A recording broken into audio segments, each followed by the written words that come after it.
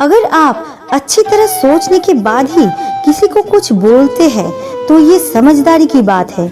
लेकिन अगर आप इतना ज्यादा सोचते हैं कि आप काम करने में भी पीछे रह जाते हैं या आपको असहनीय बेचैनी हो जाती है तो ये आपके लिए बहुत बड़ी समस्या है। क्या आप बहुत ज्यादा सोचने की समस्या पर काबू पाना चाहते हैं तो इसे जरूर सुनें। दोस्तों, क्या आपने चुंबक को देखा है? कैसे चुंबक लोहे की तरफ आकर्षित होता है और लोहे को अपनी तरफ खींचता है क्योंकि उसके स्वभाव ही है आकर्षण करना। वैसे ही हम सबके अंदर भी ऐसा ही एक चुंबक होता है, विचार का चुंबक, जो हमेशा अपने ही जैसे विचारों को खींचता है। हम जैसा बोते हैं वैसा ही काटते हैं।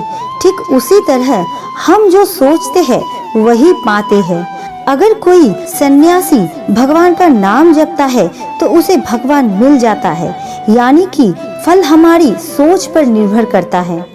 ओस की बूंद अगर केले के पत्ते पर गिरे तो वो कपूर बन जाती है, सेक पर गिरे तो मोती बन जाती है और अगर विषधर की मुख में गिरे तो विष बन जाती है। बूंद एक है परंतु उसके भाग्य अलग है क्योंकि उसे अपनी ओर खींचने वालों का कार्य अलग है।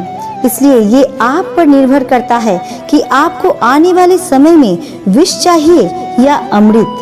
स्मरण रखें कि जैसा हम सोचते हैं वैसा ही हम बनते हैं, जैसा विश्वास रखते हैं वैसा ही बन जाते हैं।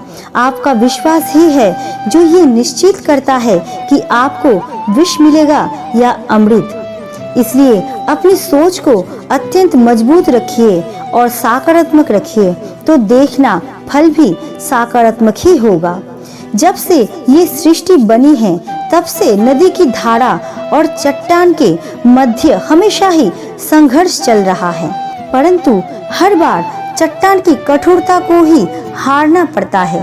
नदी की धारा इतने कोमल होने के बाद भी कठोर चट्टान को काट देती है। क्या आपने कभी सोचा है कि चट्टान क्यों इतनी कठोर और जल इतना कोमल होता है? चट्टान क्यों इतनी दृढ़ और जल इतना लचीला होता है? फिर भी हमेशा जल बहते समय इन कठोर चट्टानों को काटते हुए उसके मध्य से अपना रास्ता बना ही लेती है। कारण सिर्फ एक है और वो ये है जल की लगातार चलने की क्षमता। जल बहता रहता है, चट्टान स्थिर रहती है। इसलिए जल चट्टान को काटने में सक्षम होता है और अपना रास्ता खुद बना लेता है। इसलिए जीवन में लगातार चलते रहिए, रुकिए मत, क्योंकि तभी आप भी चट्टान जैसी हर समस्या को जल की तरह ही काट सकते हैं। आप इस फल को देख रहे हैं, ये अभी अभी अपने डाल से अलग हुआ। बड़ा दुख होता है जब आप अपने उत्पत्ति स्थान से अलग होते हैं, परंतु ये दूरी भी अवश्य जरूरी है। अब इस फल को ही आप ले लीजिए। अपने जन्मदाता वृक्ष से अलग होने के बाद ये ना सिर्फ किसी की भूखा पेट भरता है, बल्कि इसके अंदर जो बीज है उससे जल्दी ही एक नए वृक्ष का जन्म भी होता है। जन्म की प्रक्रिया में पीड़ा अवश्य जरूरी होता है। यदि पीड़ा नहीं होती है तो फिर जन्म नहीं होता है। पीड़ा अपने उत्पत्ति स्थान से दूर होता है। पीड़ा अपनों से भी हमें दूर कर देता है। इस फल की तरह हम मनुष्य को भी अपने उत्पत्ति स्थान से, अपने सगे संबंधियों से दूर होना पड़ता है और यही दूर होने के कारण एक नए जन्म, एक नई सृष्टि, एक नए प्रगति का प्रारंभ होता है। इसलिए ऐसे दूर होने से दुखी मत होइए, उसका स्वागत कीजिए, क्योंकि ये प्रगति की नींव है। अपराध एक ऐसा विचार है जिसके वजह से संसार में हमेशा लोग दुखी रहता है। हम सभी मनुष्य अपराधियों से नफरत करते हैं, उन्हें बुरा भला कहते हैं, उन्हें कोसते हैं, परंतु क्या कभी ये सोचा है कि कोई भी अपने जन्म से अपराधी नहीं होता है? तो फिर कोई इतना बुरा क्यों बन जाता है? कैसे बन जाता है? ऐसा क्या कारण है कि कि कोई बुराई की सीमा को पार कर जाता है। कारण है कामना।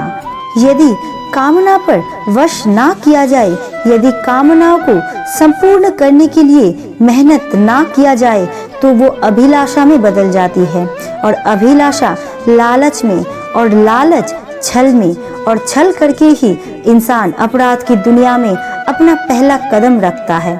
इसलिए ये अत्यंत जरूरी है कि हम हमारी मन की कामनाओं को अपने वश में रखें। यदि आपके मन आपके वश में रहेगा तो अपराध पर भी स्वयं आपका नियंत्रण रहेगा।